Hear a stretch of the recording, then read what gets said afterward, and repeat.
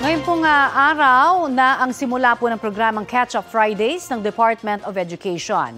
Gagawin po yan sa mga elementary, high school at community learning centers sa buong bansa. Kabilang po sa mga estratehiya ang Drop Everything and Read o ang paghihikayat sa mga estudyante na tahimik na magbasa ng pinili nilang libro. Paigtingin din ang pagtuturo ng values, peace at health education. Paglilinaw ng DepEd, hindi graded ang Catch-up Fridays. Layon po nitong pagbutihin ang performance ng bansa sa Program for International Student Assessment o PISA. Pag-usapan na po natin ang kalulunsad lamang na Catch-up Fridays ng DepEd. Nakasalang sa Balitang Hali si Education Assistant Secretary for Operations and Deputy Spokesperson, ASEC Francis Bringas. Magandang umaga po sa inyo. Welcome po sa Balitang Hali. Good morning, Rafi, and good morning, Connie. Magandang umaga sa nakikinig na nanonood. Good morning po sa inyo, ASEC. Ano po ang nakikita ninyong dahilan? Bakit po sa pagdating sa pagbasa at comprehension, parang tila hirap na hirap po tayong makakope, lalong-lalo na sa mga mag-aaral po natin?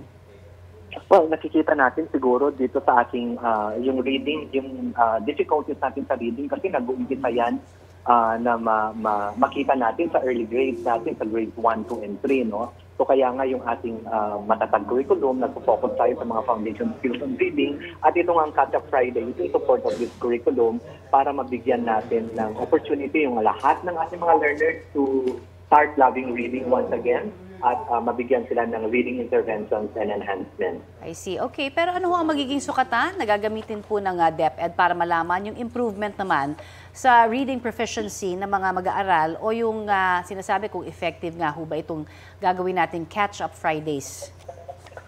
Gaya ng lahat ng programa ng ating department, particularly sa curriculum and teaching, meron yan kapartner lagi na assessment, no? So itong Catch-up Fridays natin, like all our other programs, we'll have an assessment, meron tayong post-assessment nito, at makikita natin kung merong impact yung ating Catch-up Fridays sa reading comprehension skills ng ating mga mag-aaral. Eventually, after the school year, makikita natin yan results. I see. Pero hindi ito graded kasi, hindi ba? Yeah. Oo, yun ho yung mga sinasabi, hindi ito graded at they have to read quietly. So, in effect, parang kanya-kanya ito na sa mga mag-aaral, depende na lamang ito sa overall pagdating ho, pangkalahatan na lamang at the end of the year. Ganun ho ba? Yung ating Catch-up Friday is not a single modality or approach na silent reading. Meron tayo sa ating guidelines and several approaches by which we can teach reading, lalong-lalo na kung magkakaiba sila ng level of reading skills. Okay. So meron tayo doon proposed na mga modalities by which we will conduct the reading activities for Catch-up Friday. Alright.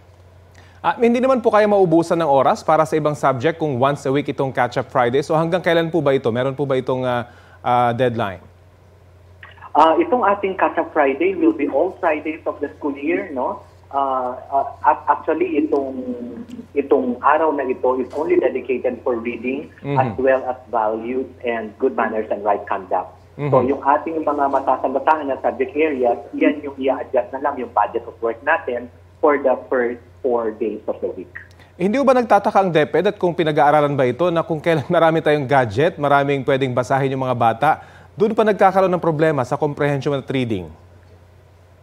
Kasi yung kung self-reading lang kasi ang mga bata but they do not know the basics in reading, iba pa rin yung kanilang ability na tututunan kung on their own sa kanilang mga social media or ating digital devices. Kaya kailangan pa rin nila, lalong-lalo na sa ating early grade, yung guidance and assistance kung paano talagang magbasa.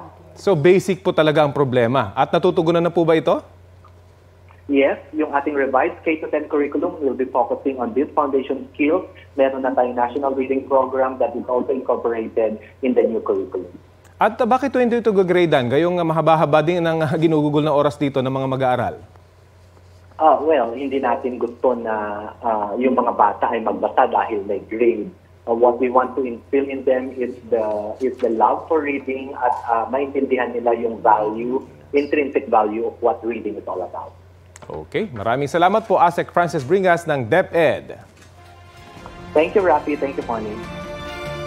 Kapuso, alamin ang maiinit na balita. Bisitahin at mag-subscribe sa GMA Integrated News sa YouTube. Sa mga kapuso abroad, samahan nyo kami sa GMA Pinoy TV at sa www.gmanews.tv.